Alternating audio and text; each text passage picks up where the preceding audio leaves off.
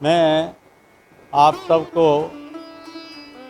जो हमारा 21 तारीख को अंतर्राष्ट्रीय योग दिवस मनाया जाता है उसकी बधाई देता हूँ। अभी पूनम चावला ने आपको बताया कि किस तरह हम यहाँ एकत्रित होते हैं।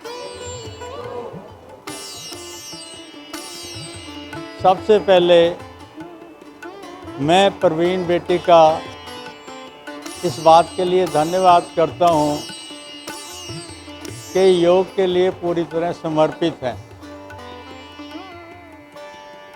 एक क्लास सुबह 5:30 बजे लगाते हैं, उसके बाद 6:40 पे फिर एक क्लास और लगती है 2, फिर एक क्लास शाम को 4:30 बजे लगाते हैं।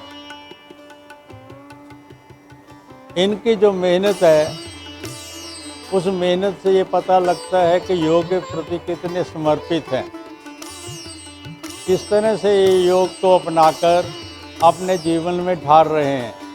इनको मैंने बड़े नज़दीकी से देखा है कि इनका जीवन जो है बड़ा ही संयमी और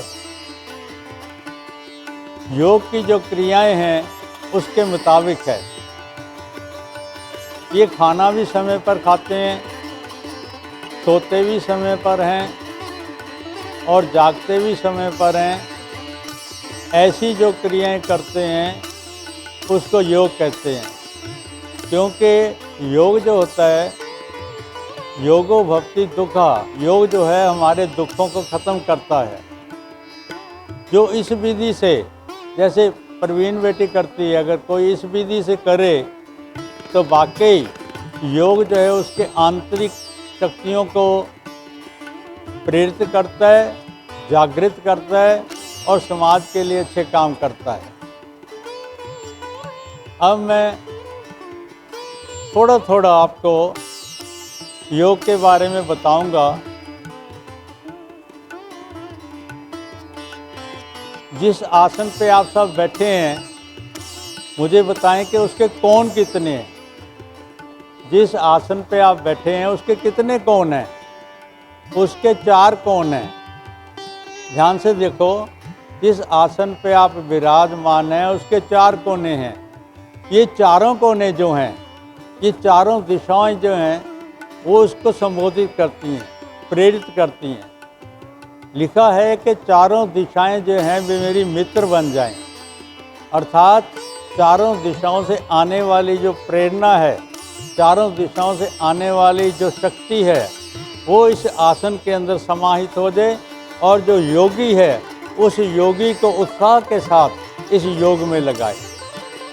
जब इस तरह उत्साह के साथ यहाँ लगोगे तो तुम्हें 4 पुरुषार्थ प्राप्त होंगे।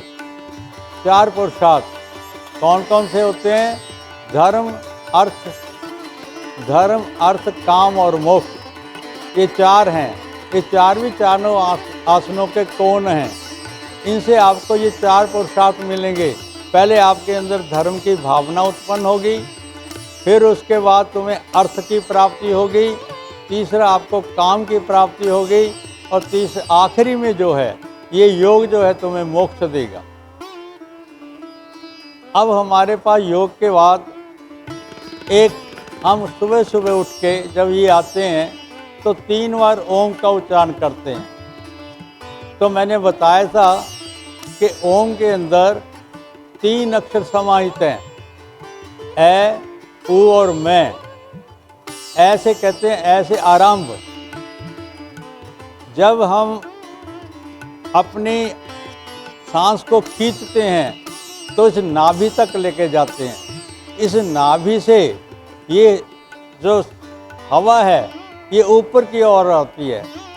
नाभि को कहते हैं पश्चंती, और जब ये हृदय के पास आती है इसको कहते हैं परा।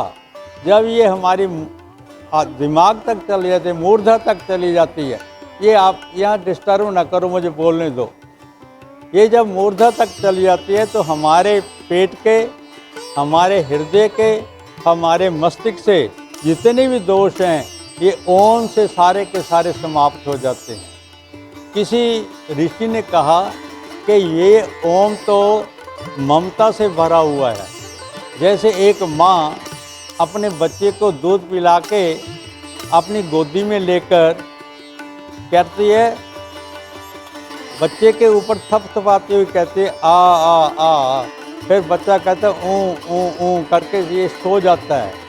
ए और ऊ और मैं तीनों के करने से जैसे बच्चे को निद्रा आ जाती है और माँ को तसल्ली हो जाती है, उसी तरह ये ओम जो है हमारी ज़िंदगी में आएगा तो हमारे अंदर जो ममता है अपने परिवार के तरफ, अपने समाज की तरफ, अपने राष्ट्र की तरफ, वो ओम के द्वारा हम उसको प्रेरित करते हैं।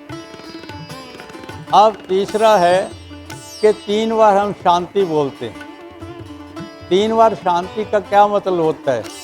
3 बार जो शांति बोलते हैं, शांति की परिभाषा ये है, किसी शिष्य ने अपने ऋषि गुरु से पूछा कि शांति कहते किसे हैं?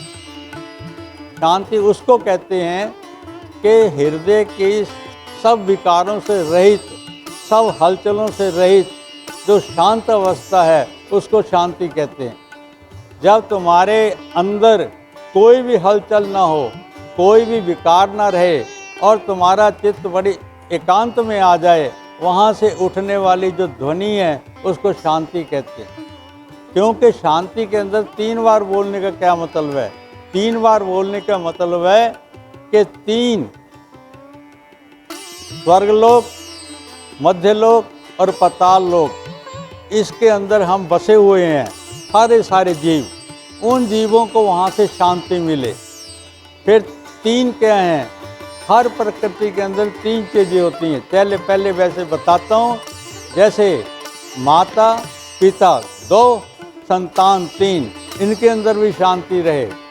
फिर उसके बाद वृक्ष की 3 चीज़ें होती हैं, जड़, तना और पत्ते, इनके अंदर भी शांति रहे। फिर क्या होता है कि 3 जो हैं हमारे व्यवहार में आते हैं।